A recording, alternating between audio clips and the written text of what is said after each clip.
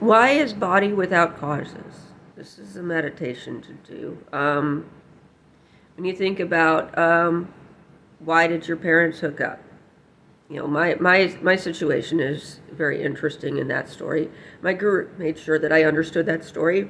He made sure that I had research material in order to understand all the concepts, to make sure to popularize the information. Surrogate motherhood, in vitro fertilization, all of that stuff became. I was born before that stuff was marketed, but I was born in that manner. Now, some of the things that were occurring in what caused my body, or how could body be without causes? It hasn't been popularized yet, but I think it will be in the future. I think that male surrogacy will be a thing of the future, especially because there will not be women, or that women will be non-viable to the extreme, that they donate their reproductive gear so that men can have the babies and the women will do subservient jobs, independent of family, and have everything provided for them otherwise, in a general way in which nobody is responsible. And so there you go, body is without causes. Speech being uncompounded. Speech is noise. If your lips are moving, you're mouthing off. Speech is noise.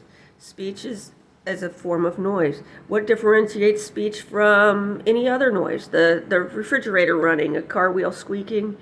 What differentiates it from that?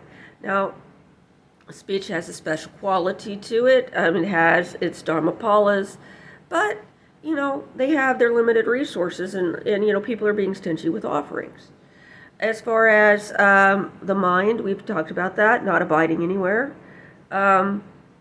It only has, everything is illusion. If you're perceiving anything at all, it's illusion.